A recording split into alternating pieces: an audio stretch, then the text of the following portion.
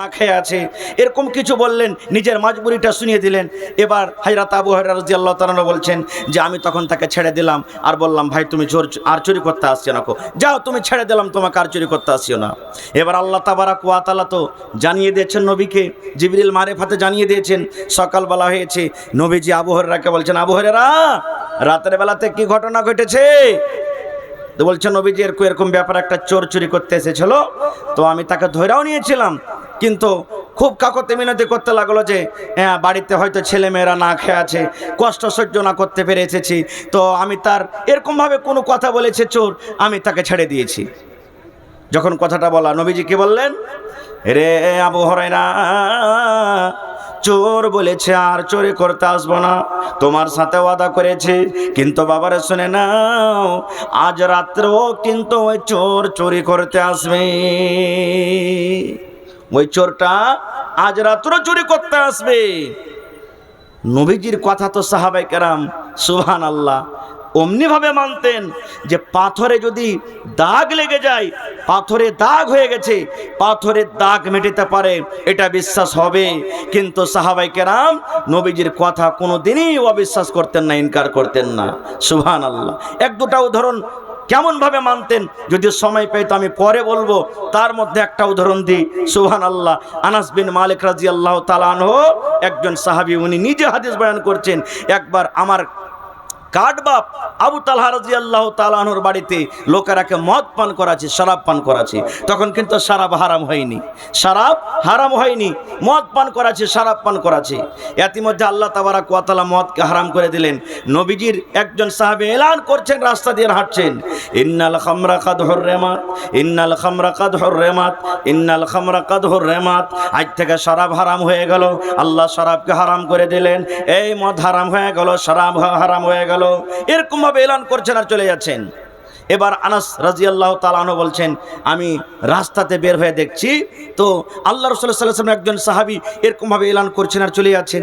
এবার উনি বলছেন যে আমি মজলিসে এসে বললাম, রে আল্লাহর বান্দারা, তোমরা শুনে নাও, আল্লাহর নবীর এলান করনেওয়ালা এলান করছেন আর রাস্তা দিয়ে চলে গেলেন, ইন্নাল খামরা কাদ হুররিমাত, ইন্নাল খামরা কাদ হুররিমাত, ইন্নাল খামরা কাদ হুররিমাত। কারণ তারা আরবি জুবান, আরবি বুঝতেন, আরবি বুঝতে পারছেন। যেমনই কথাটা শুনলেন, আজ থেকে আল্লাহ নবীর অর্ডার হয়ে গেল, শরীয়তের ফয়সালা হয়ে গেল, শরাবকে হারাম করে দেওয়া হলো, আর শরাব পান করতে পাবে না। এই যুগেকার আমরা যদি মৌলানার মুখ থেকে কোনো জিনিস শুনি যে এটা হারাম, তা আমরা কি বলবো? আচ্ছা আজকের দিন তো খেয়ে এলি, তখন পরে দেখা যাবে, নাকি এখনকার মতন খেয়ে এলি তখন পরে দেখা যাবে। ওরে সুবহানাল্লাহ। দেখেন সাহাবায়ে কেরাম, আনাস বিন মালিক রাদিয়াল্লাহু তাআলা আনহু বলেন, কোনো মানুষ মদ পান করেছে, কোনো মানুষের হাতে গিলাস আছে, কোনো মানুষ টুটি পর্যন্ত তার চলে গেছে, যেমনই আল্লাহ রাব্বুল আলামিনের পক্ষ থেকে আয়াত এই যখন নবীজির এলান করনেওয়ালা এলান করে দিলেন, ওরে সুবহানাল্লাহ, যার মুখে গেছে মুখ থেকে থুথু করে দিলেন, যার হয়তো পেটের ভিতরে কিংবা গলাতে আছে, গলাতে আঙ্গুল দিয়ে তাকে উল্টি করে দিলেন, আর মদ পান করব না, শরাব পান করব না। আল্লাহ রাব্বুল আলামিন যখন হারাম করে দিয়েছেন, হারামি জিনিস কার ভিতরে আমি ঢোকাবো না। শুধু তা নয়, আনাস বিন মালিক রাদিয়াল্লাহু তাআলা আনহু বলেন, কোনো মানুষ চলে বানিয়ে বানিয়ে রেখেছিল, কোনো মানুষের কুপা বাড়িতে ছিল, কহরে গোলসিতে ছিল, যার বর্তমানে যেটা ছিল মাথাতে তুলে তুলে তাকে আপসে ভেঙ্গে ভেঙ্গে ভেঙ্গে সমস্ত মদকে ফেলে দেওয়া হলো, শরাবকে বইয়া দেওয়া হলো। আনাস বিন মালিক বলেন, আমার মনে হয় এত করে মদ বইয়া দেওয়া হলো কি মনে হয় মদিনার গলিতে গলিতে মনে হয় বন্যা হাজির হয়ে গেছে। এরকম ভাবে সাহাবায়ে কেরাম নবীজির কথা মানতেন। কিন্তু হায়রে আফসোসের কথা, আজকে আমরা মুসলমান কত লোককে দেখবেন, কত জালসাতে মৌলানারা ওয়াজ করেছেন, এই বিড়ি খেতে পাবেন না, বিড়ি খাওয়া হারাম, খাইনি খাওয়া হারাম, গুল করা হারাম, চালিয়ে ফেলে দিয়েছে। তখন একটু দিনই জাজবা এসেছে ভিতরে, তো হ্যাট হারাম তো খাবো না। এবার পরার দিন তখন হয়ে হ্যাট 10 টাকা দামের ফেলে দিয়েছি, 20 টাকা দামের ফেলে লাভ হবে না, চার কিছুদিন খেয়েলি, পরার দিনও কুড়িয়ে লেগেছে ওটাকেও বাড়িতে। এরকম লোক আছে ভাইরে। খার যাও, কামু দিকে যাবো না। তো রসুল বললেন, আবু হুরায়রা, ওই চোর আজ রাত্র মাল চুরি করতে আসবে। সাহাবায়ে কেরাম সুবহানাল্লাহ, হযরত আবু হুরায়রা যখন শুনলেন, ঠিক মালের কাছে বসে আছেন, চোর কিছু রাত হয়েছে আবার মাল চুরি করতে এসেছে, ধরা পড়ে গেছে। এবার বলছে, হারে ভাই, তুমি যে গত রাত্রে বলেছ আর আসবো না, আবার মাল চুরি করতে এসেছো, ব্যাপারটা কি? আবার ওরকম ভাবে কথা যে ভাই রে, ছেলে মেয়েরা হয়তো না খেয়ে আছে বা বাড়িতে কষ্টতে আছে, বিপদে আছে, খানা নাই, ক্ষুধার কারণে আমি মাল চুরি করতে এসেছি, আর আসবো না। আসবে না তো? না তো না, ছেড়ে দিলেন। সকাল হয়েছে, নবীজি বললেন আবু হুরায়রা, চোর কি আসেনি? নবীজির কথা শুনে হযরত আবু হুরায়রা রাদিয়াল্লাহু তাআলা বলছেন, নবীজি চোর এসেছিল কিন্তু আজকে আমি ছেড়ে দিয়েছি। দয়ার নবী বললেন, ও আবু হুরায়রা, তুমি শুনে নাও, যে চোর দূর রাত থেকে তোমার সাথে ওয়াদা করছে আসবো না আসবো না, ওই চোরটা কিন্তু আবার আজকে চুরি করতে আসবে। কিন্তু বাবারে, ওই চোরকে যখন আসবে আজকে তুমি আমার দরবারে ধরে নিয়ে আসবে, আমার দরবারে তাকে ধরে নিয়ে আসবে, তুমি ছাড়িও না। ওই চোরটাকে আমার দরবারে তুমি নিয়ে আসবে। ঠিক তৃতীয় রাত হযরত আবু হুরায়রা রাদিয়াল্লাহু তাআলা আনহু বলেন, আমি বসে আছি মালের কাছে, চোর হাজির হয়ে গেছে, আমি তাকে ধরে নিলাম। এবার আবু হুরায়রা বলেন, আমি বললাম আল্লাহর বান্দা রে, 3 রাত থেকে তুমি আমার সাথে ওয়াদা করছো আসবো না আসবো না, কিন্তু তুমি চুরি করতে আসছো, আজকে তোমাকে ছাড়া হবে না। আজকে আমাদের নবী মুহাম্মদ সাল্লাল্লাহু আলাইহি সাল্লামের কাছে তোমাকে ধরে নিয়ে যাব, নবীর দরবারে তোমাকে আমি ধরে নিয়ে যাব, আজকে ছাড়বো না, তোমাকে ধরে নিয়ে যাব। যখন কথাটা বলা, চোর জ্ঞানী বুদ্ধিজীবী মানুষ এবার কি বলছে জানেন? আবু হুরায়রা, রে আল্লাহর বান্দা, নবীর দরবারে তুই আমাকে ধরে নিয়ে যাবে, কি পাবে? একটা কাজ করো, তোমাকে যদি আমি সুন্দর একটা দোয়া শিখিয়ে দিই তো তুমি আমাকে ছাড়বে কি? এই জমানার যদি আমরা মানুষ হতাম তো কি বলতাম? চুরি করতে এসেছে, ফের দোয়া, কত দোয়া তুই জানিস? দোয়া জানছিল তো চুরি করতে কেন এসেছিস? এরকম ভাবে কথা আমরা বলতাম। কিন্তু ওরে সুবহানাল্লাহ, একজন সাহাবী, সেই সাহাবী বলছেন, ও আল্লাহর বান্দা, যদি তোমার দোয়া সত্য হয়, তুমি যদি আমাকে ভালো দোয়া শিখিয়ে যেতে পারো, আমি তোমাকে ছেড়ে দেব। বলো তুমি আমাকে কোন মন্ত্র শেখাবে, কোন তুমি আমাকে দোয়া শেখাবে? এবার চোর বলতে লাগলেন, বলো আউযু বিল্লাহি মিনাশ শাইতানির রাজিম, বিসমিল্লাহির রহমানির রহিম, আল্লাহু লা ইলাহা ইল্লাহু আল হাইয়ুল কাইয়ুম, লা তাখুযুহু সিনাতুন ওয়ালা নাওম। এই করে করে গোটা শিখে দিলেন। এটার নাম কি? জোরে বলেন। আয়াতুল কুরসি। এটার নাম কি? আয়াতুল কুরসি। গোটা আয়াতুল কুরসি শিখিয়ে দিলেন। এবার যখন শেখা হয়ে গেল, এবার ওই চোর বলছে, এই আল্লাহর বান্দা, তোমাকে আমি আয়াতুল কুরসি শিখিয়ে দিলাম, তোমাকে আমি দোয়াটা শিখিয়ে দিলাম, কিন্তু তুমি আমাকে জিজ্ঞাসা করবে না এটার ফজিলত কি, এটা শিখে কি লাভ আছে, এই আয়াতুল কুরসি পড়ে কি পাবো, এর ফজিলত কি তুমি আমাকে জিজ্ঞাসা করবে না? এবার তখন আবু হুরায়রা বলেন, হ্যাঁ রে ভাই, আমাকে ফজিলতটা বয়ান করে দাও, এটা শিখে আমার কি লাভ আছে, শিখে আমি কি পাবো, তুমি একটু আমাকে বলে দাও। এবার ওই চোর বলতে লাগলো, আরে আল্লাহর বান্দা, নবীজির সাহাবী, নবীজি এই হাদিসটা শুধু তার জন্য খাস করে নিয়ে কিয়ামত পর্যন্ত যত লোক আসবেন সকলের জন্য। এবার চোর বলতে লাগলো কি, আল্লাহর বান্দারে, এশারের নামাজের পর যখন তুমি বিছানায় ঘুমাতে যাবে, তুমি বিছানায় ঘুমার আগে আগে, বালিশে মাথা দেওয়ার আগে আগে, চোখ দুটা বন্ধ হওয়ার আগে আগে যদি তুমি একবার আউযু বিল্লাহি বিসমিল্লাহ পড়ে আয়াতুল কুরসি তুমি পড়িতে পারো, যেমনই তোমার পড়া হবে আল্লাহ রাব্বুল আমিন তোমার বাড়িতে একটা পহরাদার দিয়ে দিবেন। পহরাদারটা কে? ওরে সুবহানাল্লাহ, বর্ডার থেকে কোনো পহরাদার আসবে না। কে পহরাদার আসবে? কোনো থানা থেকে আসবে না, ডিস্ট্রিক্ট থেকে কোনো আসবে না। বন্ধুরে আমার, যিনি আহকামুল হাকিমিন, যিনি আমাদের খালিক আল্লাহ তাআলা, নিজে একটা ফেরেশতাকে আপনার বাড়িতে পাঠিয়ে দিবেন। ওই ফেরেশতা এসে কি করবেন? আপনার লকড়ির পালা জোগাবে, আপনার গরু জোগাবে, সে এসে আপনার ধান জোগাবে, আপনার বাড়ি জোগাবে। আল্লাহ রাসূল বলেছেন, উম্মত, ওই গোটা রাত তোমার বাড়িতে ওই ফেরেশতা পহরাদারি করবেন, কোনো চোর তোমার বাড়িতে চুরি করতে পারবে না। এত ভালো দামি দোয়া। যখনই হযরত আবু হুরায়রা শুনলেন, বলেন, যা ভাই যা, এত তুই দামি দোয়া আমাকে শিখিয়ে দিলি, যা, ছেড়ে দিলেন। পর হলো নবীজি বলছেন, আবু হুরায়রা, কি ব্যাপার, চোর আসেনি? নবীজি, চোর তো এসেছিল, তো কই আমার দরবারে তুমি যে নিয়ে আসনি আমাকে? সুবহানাল্লাহ। হযরত আবু হুরায়রা কি বলছেন জানেন? আল্লাহর নবী গো, ওই চোরকে যখন আমি বললাম তোমাকে নবীর দরবারে ধরে নিয়ে যাব, তখন আমাকে একটা সুন্দর দোয়া, সুন্দর মন্ত্র শিখিয়ে দিয়েছেন গো নবীজি। ওই দোয়াটা শিখার কারণে আমি তাকে ছেড়ে দিয়েছি, আজাদ করে দিয়েছি। নবীজি বললেন কি দোয়াটা? বললেন নবী গো, চোর আমাকে এটা শিখালছে, যখন তুমি এশারে নামাজের পর বিছানায় যখন ঘুমাতে যাবে, ঘুম আসার আগে আগে আউযুবিল্লাহ বিসমিল্লাহ বলে যদি তুমি একবার আয়াতুল কুরসি পড়ে নাও, যদি তুমি একবার আয়াতুল কুরসি পাঠ করো, আল্লাহ রাব্বুল আমিনের পক্ষ থেকে তোমার বাড়িতে আল্লাহ একজন ফেরেশতা দিবেন। ওই ফেরেশতা এসে তোমার বাড়ি জগাবে, তোমার বাড়িতে পহরাদারি করবে, গোটা রাত তোমার বাড়িতে পহরাদারি করবে, কোনো চোর তোমার বাড়িতে চুরি করতে পারবে না। হুজুর এটা শিখা পর আমি তাকে ছেড়ে দিয়েছি। নবীজি তখন কি বললেন জানেন? চোর ঠিকই বলেছে, চোর ঠিকই বলেছে। নবীজি তাসদিক করে নিলেন। এবারে নবীজি বলছেন, আবু হুরায়রা, 3 রাত থেকে যে তোমার কাছে চুরি করতে আসছে যে চোরটা, ওকে তুমি জানো, চিনো, সেটা কে? হযরত আবু হুরায়রা বলছেন, নবীজি কেউ এটা একটা চোর। আল্লাহ রাসূল সাল্লাল্লাহু আলাইহি ওয়াসাল্লাম বললেন, না রে না, সেটা চোর নয় রে, সেটা চোর নয়, যাকা শয়তান, সেটা হলো শয়তান রে, সেটা হলো শয়তান। বলছেন শয়তান এত ভালো কথা জানে? বলে জি, শয়তান ভালো কথা জানে, কিন্তু মানে না, এই জন্য তো তার নাম হলো শয়তান। তাই বলি, শয়তান ভালো কথা জানে, কিন্তু শয়তান ভালো কথা মানে না। শয়তান কোরআনকে জানে, কিন্তু শয়তান কোরআনের কথা মানে না। শয়তান আল্লাহকে জানে, কিন্তু শয়তান আল্লাহর কথা মানে না। আপনি ভালো কথা জানেন, আপনি ভালো কথা মানেন, আপনি কোরআনকে জানেন, আপনি কোরআনের কথা মানেন, আপনি আল্লাহকে জানেন, আপনি আল্লাহর কথা মানেন।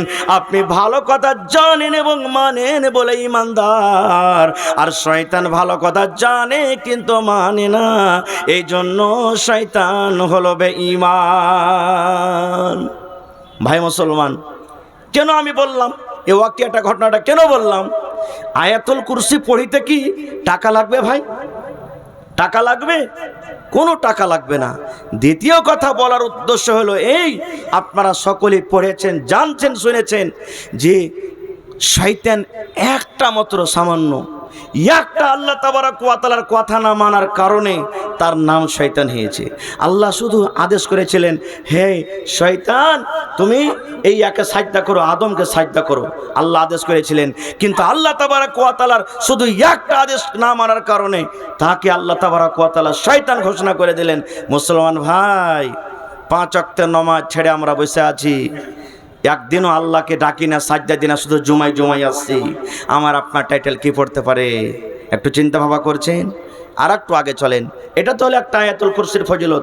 আর একটা ফজিলত আছে, আল্লাহ রাসূল সাল্লাল্লাহু আলাইহি ওয়াসাল্লাম বলেছেন, উম্মতরে, যদি কোনো আমার উম্মতের মধ্যে কোনো লোক নর হোক কিংবা নারী হোক, 5 ওয়াক্তের ফরজের পর, 5 ওয়াক্তের ফরজ নামাজ আছে, 5 ওয়াক্তের ফরজ নামাজের পর যদি কোনো আল্লাহর বান্দা এবং বান্দি আয়াতুল কুরসি পড়িতে পারেন, নবী বলেছেন জান্নাত যাওয়াতে শুধু তাকে মুখ আটকে রেখেছে, যেমন এই লোকটা মরবে আল্লাহর জান্নাতের ভিতরে চলে যাবেন।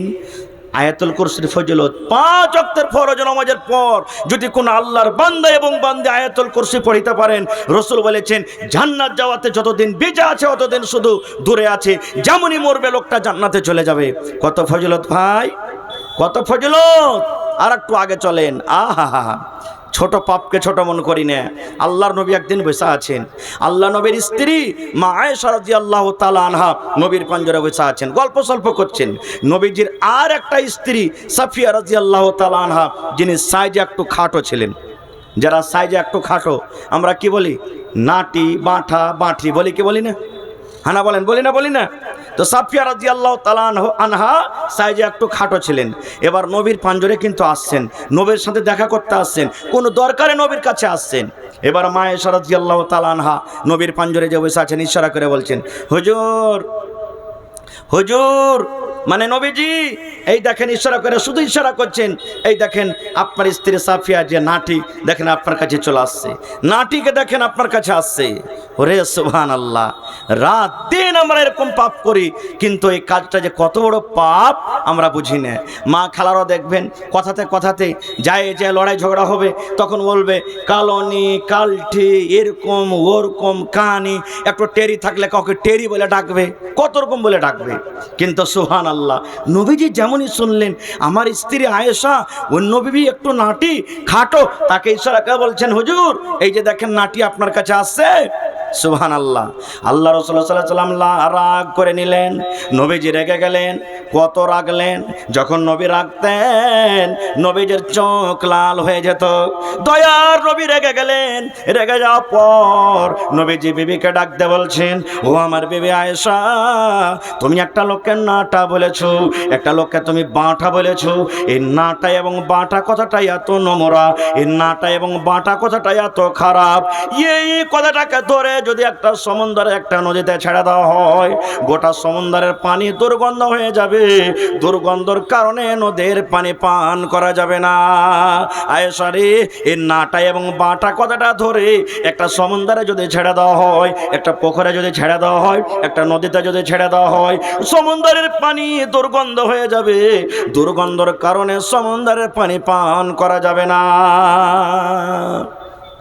এবার আপনাকে বলি, চায়ের দোকানে বসে গেছেন, চা খাইছেন, আরে অমুক মৌলানা নাসিরউদ্দিন মৌলানা, হ্যাঁ বলিস না, শালা ওইগুলাকে মুলবি কে বলবে? ওই মসজিদের ইমাম, হ্যাঁ আরে ওর কথা তো বলিস না, ওইগুলাকে কে মুলবি বলবে? অমুক নামাজি লম্বা লম্বা করে দাড়ি খেয়েছে, ওর থেকে আমি ভালো আছি, একক তো নামাজ পড়ি না, দাড়ি রাখিনি কিন্তু ওর থেকে আমি ভালোবাসি। এই যে রাত দিন আমরা কি বছর ডুবে থাকছি, বলেন পাপের কাজ হচ্ছে না হয় না? জোরে বলেন পাপের কাজ হচ্ছে না হয় না? ওরে সুবহানাল্লাহ, আল্লাহ নবী একদিন একটা ঘোড়াতে কিংবা গাধাতে চেপে চলে যান, একটা খাচ্চড়ে কিংবা ঘোড়াতে কিংবা গাধাতে চেপে চলে যান। রাস্তা দিয়ে চলতে চলতে চলতে হঠাৎ করে ঘোড়া এমনভাবে ঝিড়কেছে বিধকেছে, মনে হয় নবীকে ঘোড়াটা ফেলে দিবেন, নবী যে ঘোড়ার ওপর থেকে পড়ে যাবেন, এরকমভাবে ঘোড়া এরকমভাবে ঝিড়কে উঠেছে। নবীজি নামলেন, নামার পর দেখছেন ওখানে কয়েকটা কবর আছে। এবার নবীজি বললেন, সাহাবীরে এই কবরগুলোকে তোমরা জানো, এই কবরগুলোকে তোমরা কে চেনো? এই আমার ঘোড়াটা ঝিড়কেছে কারণে এই কবরের মধ্যে আযাব হয়, এই কবরে শাস্তি হয় রে, এই জন্য আমার এর জন্য আমার সওয়ারিটা আমাকে ফেলে দিবে, এরকম মনে হয়েছে। এবার সাহাবায়ে কেরাম বললেন, যে হুজুর তাদেরকে চিনি। আল্লাহ রাসূল সাল্লাল্লাহু আলাইহি ওয়াসাল্লাম বলেন, সাহাবীরে এদেরকে কবরে আযাব হয় কি কারণে তোমরা কি জানো? বলছেন, লা ইয়া রাসূলুল্লাহ, আমরা জানি না গো নবীজি। আল্লাহ রাসূল বললেন, সাহাবীরে গুনাহ দুটো বড় কিন্তু বাঁচাটা হলো খুবই ছোট। গুনাহ দুটো বড়, গুনাহ দুটো বড় কিন্তু গুনাহ থেকে বাঁচাটা হলো খুব একবারে ছোট। ইচ্ছা করতে গেলে আর গুনাহ থেকে বাঁচতে পারেনি, যার কারণে সে গুনার কারণে তারাকে কবরে আযাব হয়। তো দুটার মধ্যে একজনকে নবীজি বললেন, উম্মত রে একজনকে কবরে আযাব হয়, সে পেশাবের সেটা থেকে বাঁচতক না। 2 নম্বরে রাসূল বললেন, একে যে কবরে আযাব হয় এই লোকটা কিন্তু চুগলখড়ি গীবত করে বেড়াতো।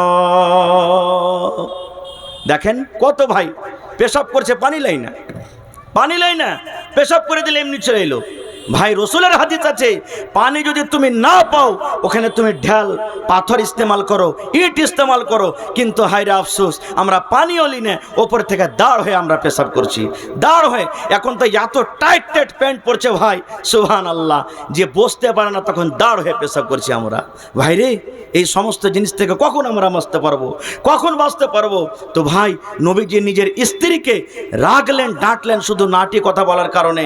আর একটা হাদিস শুনবেন না, যে নবী রাগ করলেন বিবির প্রতি, ডাঁটলেন, সুবহানাল্লাহ, সেই নবী নিজের বিবিকে কতটুকু ভালোবাসতেন। এত ভালোবাসা থাকা সত্ত্বেও নবীজি তাকে ডাঁটলেন, কত ভালোবাসতেন জানেন? আল্লাহ রাসূল সাল্লাল্লাহু আলাইহি ওয়াসাল্লামের স্ত্রী মা আয়েশা রাদিয়াল্লাহু তাআলা আনহা নিজে বলেন, আমি নবীর পাঞ্জরে বসে আছি, দুধ পান করি, পানি পান করি, ওরে সুবহানাল্লাহ, নবী আমার দিকে দেখেন, আমার বিবি আয়েশা গিলাসের কোন জায়গাতে মুখ লাগায় ঠোঁট লাগায় পানি পান করেন। আমি দেখছি মা আয়েশা বলেন, আমি দুধ পান করি, গিলাসে পানি পান করি, আমার নবী আমার দিকে দেখছেন, আমার বিবি আয়েশা গিলাসের কোন জায়গাতে মুখ লাগায় পানি পান করেন। ওরে সুবহানাল্লাহ। মা আয়েশা বলেন, দুধ পান করতে করতে কিংবা পানি পান করতে করতে যেমনই আমি গিলাসটাকে রেখে দিলাম, নবীজি গিলাসটাকে নিয়ে নিলেন, যেমনই গিলাসটাকে নিয়ে লওয়া, মা আয়েশা বলেন, যে জায়গাতে আমি আয়েশা মুখ লাগায় ঠোঁট লাগায় আমি পানি পান করলাম, দয়ার নবী ওই গিলাসের জায়গাতে মুখ লাগায় পানি পান করলেন। শুধু তা নয়, মা আয়েশা রাদিয়াল্লাহু তাআলা আনহারও বলেন, আমি গোশত ছিঁড়ে ছিঁড়ে খাই, আমি হাড্ডিতে কামড় দিয়ে দিয়ে খাই, গোশত আমি কামড় দিয়ে দিয়ে খাই। যখন আমি পিসটাকে থালাতে আমি রেখে দিলাম, আল্লাহর নবী ওই পিসটাকে উঠে নিলেন। মা আয়েশা বলেন, যে জায়গাতে আমি মুখ লাগাই দাঁত লাগায় আমি কামড় দিয়েছি, দয়ার নবী ওই জায়গাতে মুখ লাগায় কামড় দিয়ে খেতেন। এত ভালোবাসতেন নবীজি নিজের বিবিকে। কিন্তু সামান্য একটা দেখেন শরীয়ত বিরোধী মুখ দিয়ে একটু অন্য ভাষা বের হওয়ার কারণে নবীজি কত রাগ করলেন। কিন্তু হায়রে আফসোসের কথা, আজকে আমরা কোটিপতি, আমার ছেলেটা ভুল করেছে, আজকে আমরা জমিদার মানুষ, আমার ছেলে মেয়েরা আজকে ভুল করেছে, কিন্তু আমরা তাকে ভুল ভুল মনে করি না। বিচার পঞ্চায়েতে বসবেন, দেখেন বিচারে বসে মণ্ডল সর্দার মুখিয়াজি, বেশিরভাগই আমরা, শুধু আপনারা বলবেন যে আমাদেরকে বলছেন তা নয়, বেশিরভাগ জায়গাতেই যদি কোনো কমজোর লোকের সাথে ঝামেলা হয়ে যায়, ওই সত্য পথে আছে তাও কিন্তু আমরা তাকে ধমক দিয়ে আমরা রেখে দিই। রাখি কি রাখি না? একটা হাদিস শোনেন মুসলমান, আল্লাহ আর নবীর জামানাতে একটা জমিদার ঘরের একটা ধনী ঘরের মেয়ে চুরি করেছে, চুরিতে ধরা পড়ে গেছে। চুরি করেছেন, চুরিতে ধরা পড়েছেন, শরীয়তের ফয়সালা, চুরিতে ধরা পড়তে গেলে কি হবে? হাত কাটা যাবে। এবার ওই জমিদার ঘরের লোকেরা তখন ভাবা চিন্তা করে বলছে, হারে নবীর দরবারে তো কেস চলে গেছে, আর আমাদের এই মহিলাদের হাত কাটা পড়বে চুরিতে, আর হাত যদি কেটে যায় আমাদের মান সম্মান শেষ হয়ে যাবে। তো কি করতে হবে? একটা কাজ কর, সুবহানাল্লাহ, একজনকে নবীর দরবারে সুপারিশ করার জন্য পাঠা, যে নবীজি না হয়তো কোনো রকমের দিক ওদিক করে তাকে মাফ করে দেন, হাতটা কাটিয়েন না। সুবহানাল্লাহ। কাকে ধরবো? সুবহানাল্লাহ। আল্লাহর নবীর একজন ছেলে ছিলেন যাকে নবীজি বেটা বানালছিলেন। বেটাটার নাম কি বললাম? যায়েদ বিন হারেসা, নাকি? যায়েদ বিন হারেসা রাদিয়াল্লাহু তাআলা আনহুকে তার কাছে গিয়ে বলছেন, তুমি একটু সুপারিশ করো যে নবীর দরবারে। চলে গেলেন Osama bin Zayd, Osama bin Zayd বলছেন তুমি সুপারিশ করো। চলে গেলেন, যাওয়ার পর তখন সেই ওসামা বলছেন, নবীজি একটা কথা বলবো। বলছে কি? বলছে ওই যে আপনার কাছে একটা কেস এসেছে, অমুক মহিলা চুরিতে ধরা পড়েছে, তো যদি একটু এদিক ওদিকের আপনি পারতেন তো ওকে মাফ করে দিতেন। সুবহানাল্লাহ। দয়ার নবী যেমন এই কথাটা শুনলেন, ওরে সুবহানাল্লাহ, নবীজি রেগে গেলেন। রেগে যাওয়ার পর নবীজি ওসামাকে বলছেন, এরা ওসামা তুমি শুনে নাও, আল্লাহর কসম করে বলি, তোমাদের এই কারণে সুপারিশ কারণে আগেকার লোকেরা ধ্বংস হয়ে গেছে, হালাক হয়ে গেছে। যখন ওদের গরিবেরা যখন কোনো ভুল করত তাদেরকে শাস্তি দেওয়া হতো, আর যখন ধনীরা কোনো ভুল করত তাদেরকে ছেড়ে দেওয়া হতো। আমি আল্লাহর কসম করে বলি, শুনে লাও রে, আমার মেয়ে, আমার কলেজার টুকরা ফাতেমা যদি চুরি করে আর চুরিতে ধরা পড়ে যায়, আমি নবী তাকে রেহাই করব না, তার আমি হাত কেটে নেব। সুবহানাল্লাহ। হায় রে আল্লাহ। কিন্তু আফসোসের কথা, আজকে আমরা মুসলমান মুখ দেখে দেখে কিছু শরীয়ত চালাচ্ছি। আর একটু আগে চলেন, জীবনে কোনো এমন কাজ করবেন, এমনভাবে জীবনটাকে আমাকে আপনাকে চলতে হবে, মরার পর যেন লোকেরা আফসোস করে, মাওলানা নাসিরউদ্দিন সাহেব মারা গেছেন রে, লোকটা কত ভালো ছিল রে, অমুক নমাজিটা, ওই আব্দুল্লাহ মারা গেছে, কত ভালো ছিল রে, এই খালেদা মারা গেছে, কত ভালো ছিল রে। এরকম যেন লোক আফসোস করে। আর আমার মরার পর যেন লোকেরা এই কথাটা না বলে, ই সালাম মেরেছে তো খুব ভালো হয়েছে, এ সবকে শান্তি খেয়েছে, ই মরেছে তো খুব ভালো হয়েছে। কারণ যদি আপনার সুনাম হয় আর লোকেরা যদি আপনার তারিফ করে মরার টাইমে, আল্লাহর জান্নাতে যাবেন। ওই জায়গাতে যদি ওর অপোজিটে উল্টা লোকেরা যদি আপনার দুর্নাম করে, ঠিকানা জাহান্নাম হয়ে যাবে।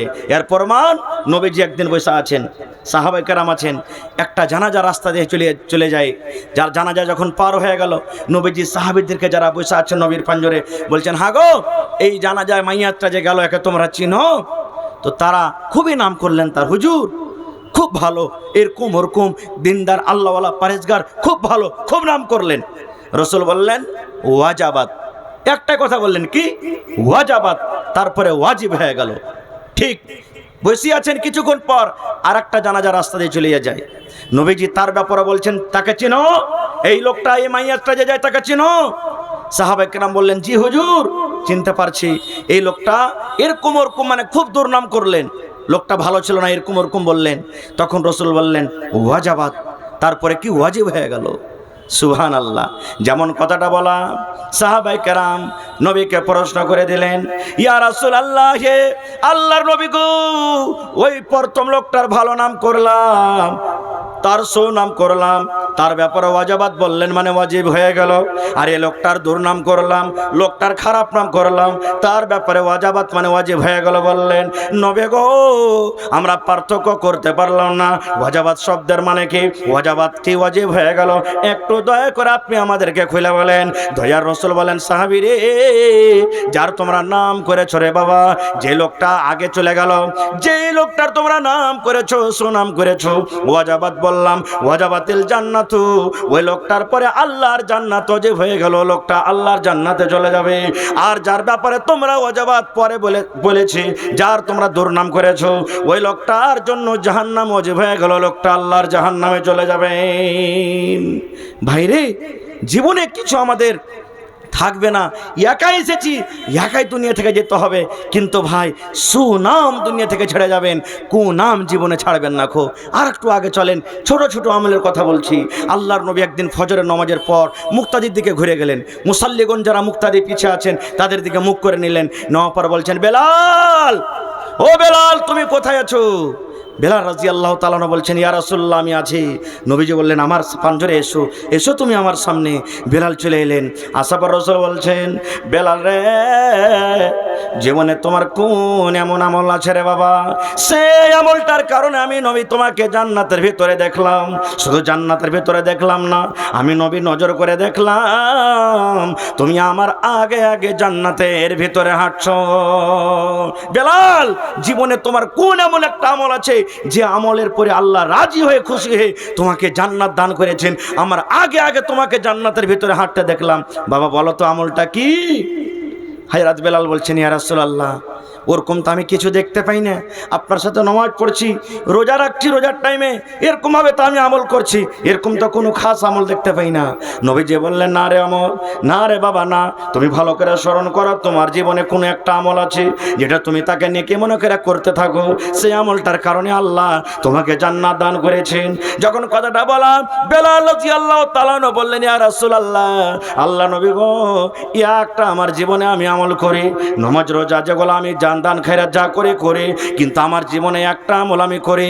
আমলটা হলো কি, নবী গো, নামাজের টাইম হোক কিংবা নাই হোক, নামাজের সময় হোক কিংবা নাই হোক, নামাজের জন্য কিংবা নামাজের জন্য নাই হোক, যখন যখন আমি ওযু করতাম, ওযুর যখন আমার দরকার হতো, আমার ওযু যখন ভেঙে যেত, কিংবা আমি যখন ওযু করতাম, ওযু করার পর আমি 2 রাকাত আমি নফল নামাজ আদায় করতাম, 2 রাকাত আমি নামাজ পড়তাম। এটা কিন্তু আমার একটা জীবনের আমল। আল্লাহ রাসূল সাল্লাল্লাহু আলাইহি ওয়াসাল্লাম বললেন, ও বেলাল, এই আমলটার কারণে আল্লাহ আমলটাকে তোমার এত পছন্দ করেছেন, এত আমলটাকে আল্লাহ ভালোবেসেছেন, এই আমলটার কারণে আমি তোমাকে জান্নাতের ভিতরে দেখলাম। ভাইরে, এই জন্য ছোট আমলকে ছোট মনে করতে হয় না। কিতনি ছোটি হোনে কি উসে হালকি না জান, রব কে বখশিশ কে লিয়ে কোই বাহানা চাহিয়ে। আর একটা হাদিসের কথা শুনেন, মা খালাদেরকে বলি, বেশিরভাগে মায়েরা খালারা কথাটা বলে থাকেন আর বলেন, যার জন্য হাদিসের রাসূল 1400 বছর আগে বলেছেন, কিন্তু মায়েরা খালারা সেই গুনাহ, সেই পাপ বুঝে না যে কথাটাতে কত গুনাহ। আপনাদের এলাকাতে ঈদ কিংবা বকরা ঈদের নামাজ আপনারা আলহামদুলিল্লাহ ঈদগাহে যান নাকি? আর মহিলারা? জি হ্যাঁ ভাই, আমরা ফতোয়ার যোগ্য নয়, ফতোয়া দিতেও আসেনি। মৌলানা বসে আছেন সভাপতি হিসেবে, আপনাদেরকে পরে বলবেন যে মহিলারা ঈদগাহে যাবেন কি মসজিদে পড়বেন। তবে একটাই কথা বলে দিই, যত তাড়াতাড়ি করে পারবেন ঈদগাহে ব্যবস্থা করেন। ঈদগাহে ব্যবস্থা করেন। আল্লাহ নবীর জামানাতে রসুল বলেছেন, ও পুরুষেরা তোমরা ঈদগাহের মাঠে নামাজ পড়িতে যাবে, মহিলারাকে নিয়ে যাও। যে মহিলাদের হাইজ মাসিক হয়, আপনারা জানেন যারকে হাইজ মাসিক হয় তারা কি নামাজ পড়বে, রোজা রাখবে? আল্লাহ মাফ করে দিয়েছেন নামাজ, কিন্তু রসুল বলেছেন তারাকে ঈদগাহের মাঠে নিয়ে যাও, কারণ নামাজের টাইমখানে আলাদা হয়ে থাকবে, বাকি তোমাদের সাথে জিকির আজকার করবে। এরকম তাকিদ আছে, কিন্তু ওরাকে যে মসজিদে পাঠিয়ে দিবেন আর আপনারা ঈদগাহে আসবেন, এই হাদিসের তো খেলাফ হয়ে গেল হিসাবে ভাই। খায়ের যা হোক, ওইটা মাসলা আলাদা, আমি ওদিকে যাব না।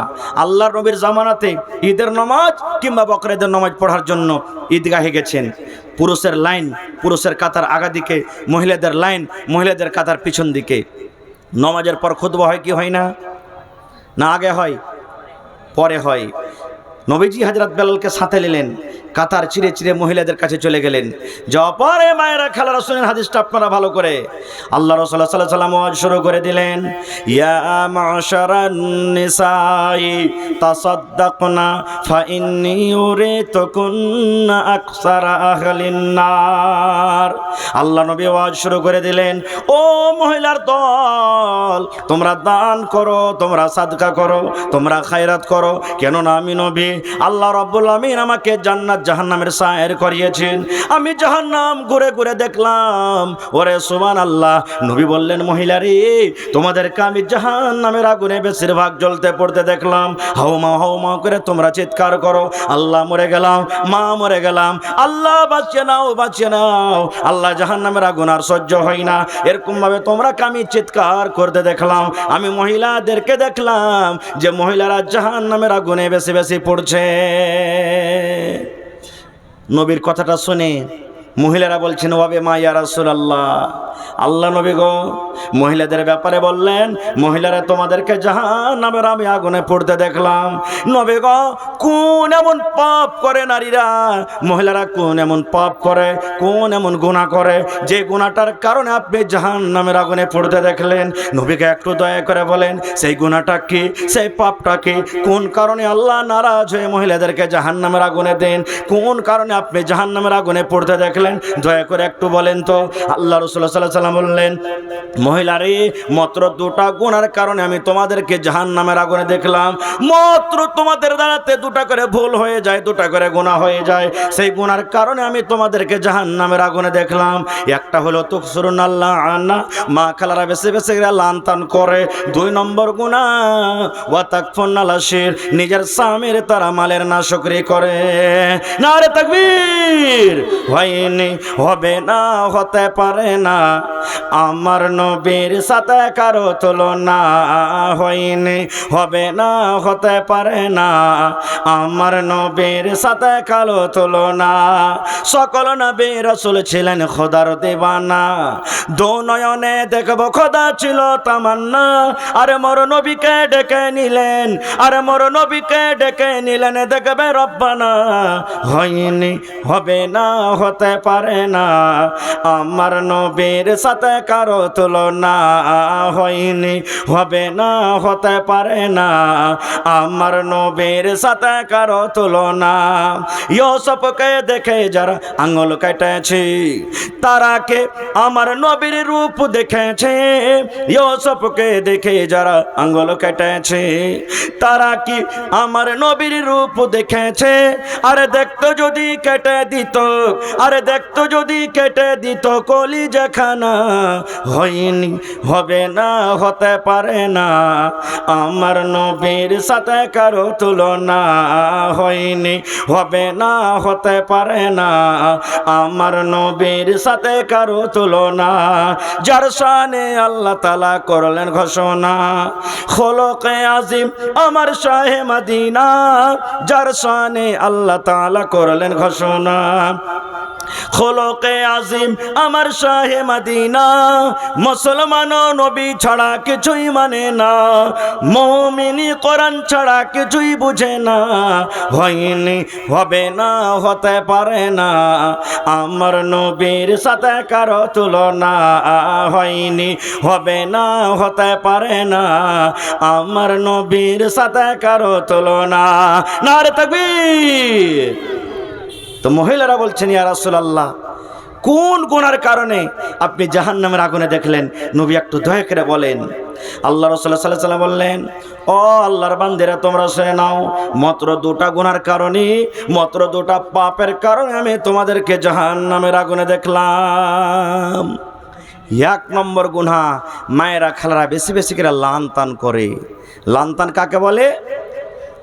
ধরেন ছেলেরা কথা শোনে না, ছেলেরাকে বলে যে বাবারে, ওই তোর আব্বা চকে বসে আছে, ডাকতো কখন বাড়িতে আসবে, কখন খাবার খাবে বা কখন কাজে যাবে। ছেলেটা যদি বলে না আমি যাব না খো, তো মা খালারা এই জায়গাতে গাইল দিবে কিভাবে জানেন? গোলামের বেটা গোলাম, তোকে হঠাৎ ঘরে বলবো, তুই কবরে ঢুকে যা তুই।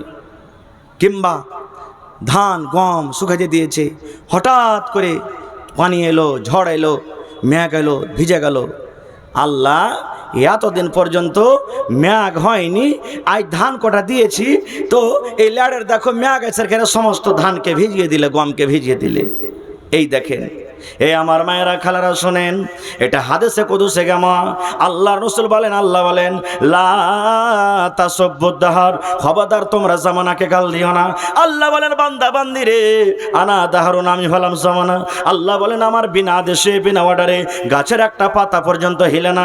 তাই তোমরা যদি মেঘকে গালি দাও, আমাকে গালি দাও হলো। তোমরা যদি রোদকে গালি দাও, আমাকে গালি দাও হলো। তোমরা ঠান্ডা গরমকে গালি দাও, আমাকে গালি দাও হলো। খবরদার খবরদার তোমরা জামানাকে গালি দিও না। একটা পাপ এটা মা খালারা বলেন। গুনাহ তো হয়ে যায়, কিন্তু মা খালারা বুঝতে পারে না এই পাপটার কারণে নবী আমাদেরকে জাহান্নামের আগুনে দেখেছেন। এই জিনিসটা মায়েরা খালারা বুঝতে পারে না। এ ভাই মুসলমান, এ মায়েরা খালারা, 2 নম্বরে রাসূল বললেন, তোমাদেরকে দেখেছি জাহান্নামের আগুনে। আর একটা কারণ হলো কি, যে তোমরা নিজের স্বামীর মালের নাশুকরি করো। কিভাবে মালের নাশুকরি হয়? ধরেন আমার কোনো ভাই ডাক বাংলা যেছে, স্ত্রী বাড়িতে, আব্দুল্লাহর বাপ কি হয়েছে? হাজি আমার জন্য একটা শাড়ি গালা নিয়ে আসিও তো। দেখো শাড়ি নেই, শাড়ি ছিঁড়ে গেছে, আমার জন্য একটা শাড়ি গালা নিয়ে আসিও। এবার হয়তো কাম কাজ করতে এদিক ওদিকে টাকা ফুরিয়ে গেছে বা ভুলে গেছেন, বাড়িতে এসে দেখছে তো শাড়ি নেই। এবার বলেন, ওই স্ত্রীটা নিজের স্বামীর পরে রাগ করবে না, খুশি হবেন? জোরে বলেন। চুড়িওয়ালা গ্রামে এসেছে, হালেমার বাপ চুড়ি বাড়িতে নেই, এই দেখেন হাতে চুড়ি নেই, একটা বা চুড়ি গালা নিয়ে দেন না। যদি আমার ভাইরা বলেন, আচ্ছা সবর করো, এখন টাকা পয়সা নাই, এই 5 দিন 10 দিন পর তোমাকে নিয়ে দিব, কি বলবেন? এই মিনসে, এই হদমা, এই কাঞ্জুস, এই কিরপেনের বাড়িতে এসে জীবনে আমি সুখ শান্তি পেলাম না খো। এ আমার মায়েরা খালারা শুনেন, এরকম ভাবে বলতে হবে না গে মা। আপনার স্বামী আপনার জন্য রোদ বাতাসে কত কষ্ট করে কাম কাজ করে, আপনার জন্য কত রকম কষ্ট করে টাকা নিয়ে আসে, আপনাকে শাড়ি দেয়, আপনাকে ব্লাউজ দেয়, আপনাকে চুড়ি দেয়, আপনার সমস্ত দরকার পুরো করে। কিন্তু মাগে একদিন কমে যাওয়ার কারণে, একটা জিনিস কমে যাওয়ার কারণে আপনি সমস্ত নিয়ামতগুলি ভুলে গেলেন।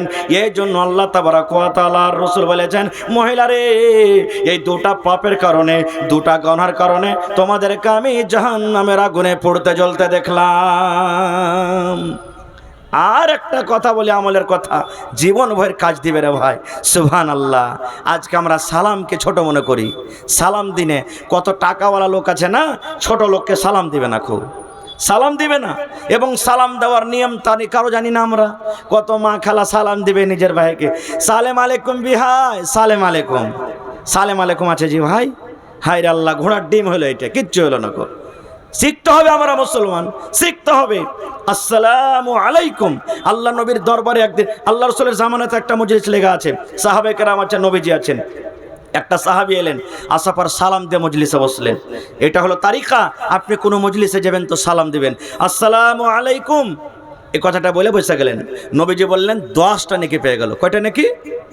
10টা। শুধু সালাম দিলেন আসসালামু আলাইকুম, 10টা নেকি পেয়ে গেলেন। আর একটা সাহাবী কিছুক্ষণ পরে বলছেন, আসসালামু আলাইকুম ওয়া রাহমাতুল্লাহ, এই কথাটা ওয়া রাহমাতুল্লাহ বাড়ালেন। এবার তখন নবীজি বললেন, 20টা নেকি পেয়ে গেল, 20টা নেকির হকদার হয়ে গেল। আর একজন সাহাবী এসে তখন বলছেন, আসসালামু আলাইকুম ওয়া রাহমাতুল্লাহি ওয়া বারাকাতুহু, এই কথাটা বলে বসে গেলেন। তখন রাসূল বলছেন যে এই 30টা নেকি পেয়ে গেল। এ ভাই, সালাম দেওয়া তো টাকা লাগে না। টাকা লাগছে কি? রাস্তাতে 5 জন মুসলমান আছে, ইয়ারফোন কুকুরের বাচ্চা কানে ভরা আছে, গরু গরু মুখরাতে কালা কালা চশমা বাচ্চা আর চলে যাচ্ছে, কিন্তু আমরা সালাম দিন রে ভাই। একটা মৌলভী সাহেব বসে আছে, সালাম দিন। আমরা সালাম কি জিনিস আমরা বুঝি না। বাড়িতে আপনি ঢুকবেন, স্ত্রীকে সালাম লাগবে, আপনাকে সালাম দেন, আপনি নেকি পাবেন, এটা একটা দোয়া, সালাম দেন। কিন্তু যখনই ফোন করবে, হ্যাঁ কে, হালে মার মা, হালে মার বাপ, এই হ্যালো গেলো করে আমরা শুরু করে দিলাম, সালাম দিলেন না। ওই জায়গাতে আপনি সালাম দেন, দোয়া নেন, দোয়া দেন, নেকি পাবেন ভাই, কিন্তু আমরা সালাম দিই না। আল্লাহ রাসূল বলেছেন, একটা মজলিস যেমন আছে, আমি সালাম দিলাম আপনারাকে, আসসালামু আলাইকুম ওয়া রাহমাতুল্লাহ, একটাই লোক যদি উত্তর দিয়ে দেন, সবার জন্য যথেষ্ট। সবাইকে আলাদা আলাদা বলার দরকার নাই, ওয়ালাইকুম আসসালাম, ওয়ালাইকুম আসসালাম, ওয়ালাইকুম আসসালাম, ওয়ালাইকুম আসসালাম বলে দেন তো আলহামদুলিল্লাহ, না বললে কোনো দরকার নাই, একটা লোক যথেষ্ট। ভাই যদি কোনো মানুষ হাঁটে গেছেন আর কোনো মানুষ বসে আছেন, সালাম কে দিবে? বসে থাকনে বলে না, যে রাস্তাতে হাঁটছে, জোরে বলেন, হ্যাঁ, যে রাস্তাতে, এটা হলো আদব। যে রাস্তা দিয়ে হাঁটছে সে বসে থাকাওয়ালাকে সালাম দিবে। একটা লোক রাস্তা দিয়ে হাঁটছে আর কেউ দুপুর দুপুর দুপুর দুপুর দৌড়াইছে, কে সালাম দেবে? কে দিবেন? যে দৌড়াইছে সে সালাম দেবেন। একটা লোক দৌড়াইছেন আর কোনো মানুষ সাইকেলে গেছে, কে সালাম দেবে?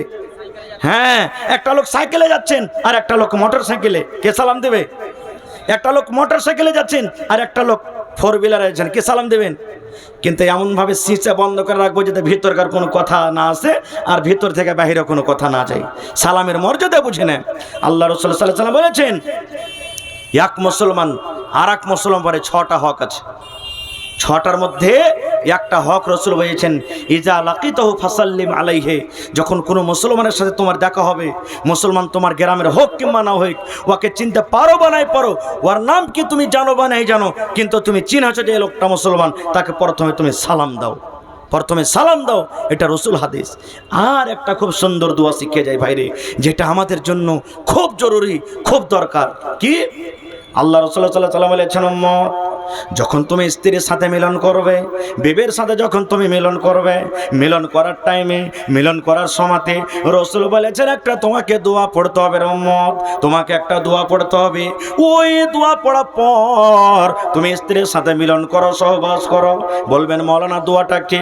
রাসূল বলেছেন, বিসমিল্লাহি আল্লাহুম্মা জান্নিবনা শাইতান ওয়া জান্নিবিশ শাইতান মা রাযাকতানা, বিসমিল্লাহি আল্লাহুম্মা জান্নিবনা শাইতান ওয়া জান্নিবিশ শাইতান মা রাযাকতানা।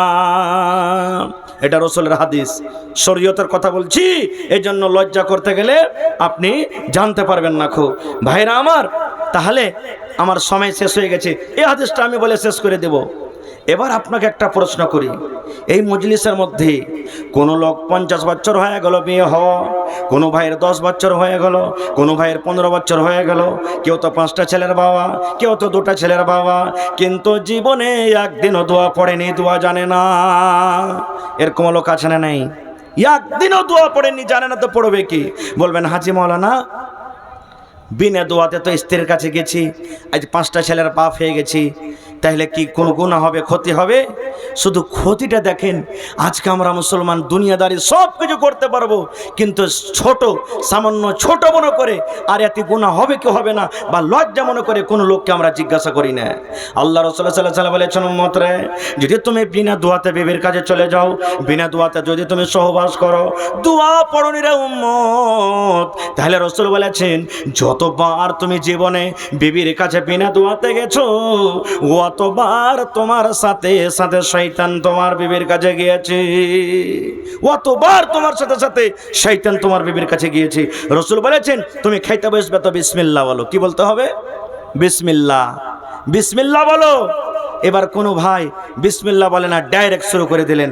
রাসূল বলেছেন, তোমার সাথে সাথে শয়তান খানা খায়, শয়তান খানা খায়, আর ওই খাবারই তোমার আবার উল্টি করে দেয়। কত ভাইকে দেখবেন দোকানে বসে গেছে, চা খাবে, বাঁ হাতে চা খাবে, সিগারেট টানছে, বিড়ি টানছে, বাম হাতে টানছে। এক তো বিড়িটা হালাল না হারাম? আপনারা বলেন তো।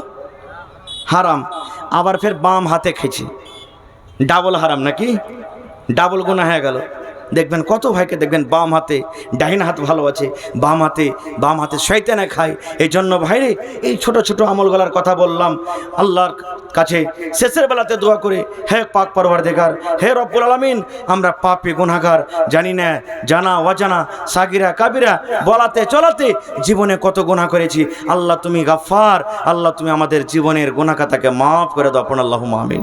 এই আল্লাহ তুমি আমাদের প্রতি দয়া করো, রহম করো। আল্লাহ যদি আমাদের দ্বারাতে জীবনে কোনো গুনাহ হয়ে থাকে, কোনো ভুল হয়ে থাকে, আল্লাহ তুমি সেই গুনাহগুলোকে কিয়ামতের দিন আমাদের সামনে পেশ করিও না। আল্লাহ এই দুনিয়াতে বেঁচে থাকাকালে আল্লাহ তুমি আমাদের গুনাহ খাতাকে মাফ করে কিয়ামতের দিন জান্নাতুল ফিরদৌসে জায়গা দান করিও, পড়ুন আল্লাহুম্মা আমিন। এবং শেষ আমল আর একটা কথা বলে দেয়, এক সেকেন্ডে ভাই, রমজান মাসের রোজা রাখনো আমরা নাকি? রমজান মাসের রোজা রাখনো আলহামদুলিল্লাহ। রাসূল বলেছেন এটা হলো শাওয়াল মাস, এই মাসে কিন্তু 6টা রোজা আছে। আল্লাহ রাসূল বলেছেন কোনো মানুষ রোজার মাসে যদি 1 মাস রোজা করে, নর হোক কিংবা নারী হোক, যদি রোজার মাসে 1 মাস রোজা করেছে আর শাওয়াল মাসে যদি 6টা রোজা করে, তাহলে গোটা বছর রোজা করা হলো। আর গোটা বছর রোজা করে জানে কি আল্লাহ তাকে নেকি দান করবেন। এই জন্য যদি পারেন কোনো আল্লাহর বান্দা বান্দি, তাহলে 6টা রোজা কিন্তু করে নেবেন, না করলে গুনাহ হবে না। পারলে কোন রোজা করে নেবেন ভাই, একটানাতে 6টা করবেন, বাদ দিয়ে দিয়া করবেন। 1 মাসের মধ্যে আপনাকে 6টা রোজা করতে হবে, যদি পারেন তো করে নেবেন। ভাই ভালো থাকেন, আমার জন্য দোয়া করবেন, আল্লাহ যেন আমাকে বলার থেকে নিজে আমল করার জন্য তৌফিক দেন, পড়ুন আল্লাহুম্মা আমিন। আসসালামু আলাইকুম ওয়া রাহমাতুল্লাহি ওয়া বারাকাতুহু।